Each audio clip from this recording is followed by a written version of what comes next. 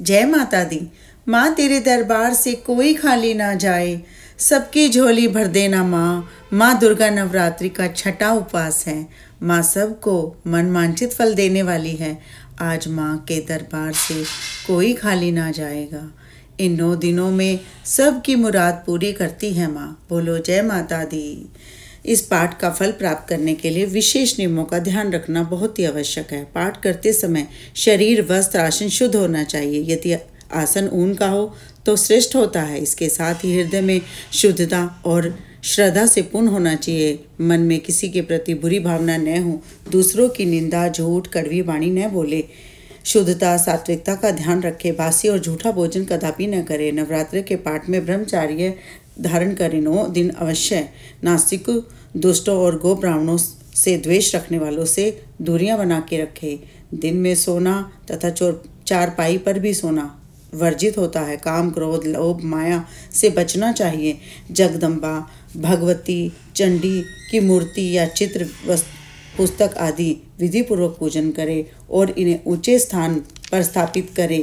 किसी कामना की पूर्ति के लिए पाठ करना हो तो विधि विधान का पालन अवश्य करें। निष्काम पाठ के लिए विधि विधान की उतनी ही आवश्यकता नहीं होती। मोटे रूप से इस बात का ध्यान अवश्य रखें कि कुछ भी न करने से कुछ न कुछ करना हमेशा अच्छा ही हो। छठा अध्याय, धूम्रलोचन का वध। ऋषि बोले, देवी का कथन सुनकर दूत को बड़ा क्रोध हुआ। उसने दैत्यराज के पास जाकर समाचार विस्तार पूर्वक कह सुनाया।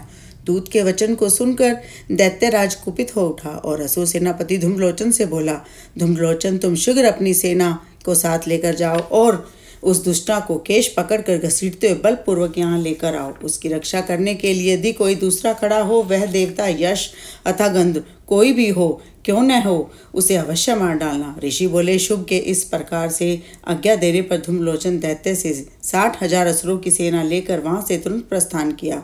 वहां पहुंचकर उसने हिमालय पर रहने वाली देवी को देखा और ललकार कर कहा, अरे तू शुभ निशुभ के पास चल। यदि इस समय प्रसन्नतापूर्वक मेरे स्वामी के पास नहीं चलेगी तो मैं बलपूर्वक तेरी चोटी पकड़ घसीटते हुए तुझे ले चलूंगा।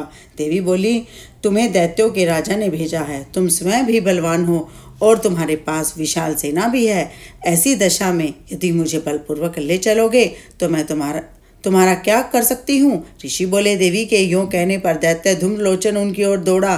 तब अंबिका ने हूँ शब्द के उच्चारण मात्र से उसको भस्म कर दिया। फिर तो क्रोध में विह्वल दैत्यों के विशाल सेना और अंबिका ने एक दूसरे पर तीखे बाणों और शक्तियों तथा फरसों की वर्षा आरंभ की। इतने में ही देवी का वाहन सिंह क्रोध में भरकर भयंकर गर्जना करके गर्दन के बालों को हिलाता हुआ असुरों की सेना में कूद पड़ा। उसने दैत्यों को नखों की मार से, कितनों को अपने जबड़ों की मार से और कितनों ही महादैत्यों को पटक पटक कर दाढ़ों से जख्मी करके मार डाला। उसी ने अपने नखों से कितनों के पेट फाड़ डाले और थप्पड़ मारकर कितनों के सिर धड़ से अलग कर दिए। कितने की भुजाएं और कितने के मस्तक काट डाले। अपनी गर्दन के बाल हिलाते हुए उसने दूसरे दैत्यों के पेट फाड़ कर उनका रक्त चूस लिया। अत्यंत क्रोध में भरे हुए देवी के वाहन उस महाबली सिंह ने क्षण भर में ही असुरों की सेना का संहार कर डाला। शुभ ने जब सुना कि देवी ने धूम्रलोचन असुर को मार डाला तथा उसके सिंह से सारी सेना का सफाया कर डाला, तब वह दैत्यराज बड़ा कुपित हुआ और उसके होठ कांपने लगे। उसने चंड और मुंड नामक 2 महादैत्यों को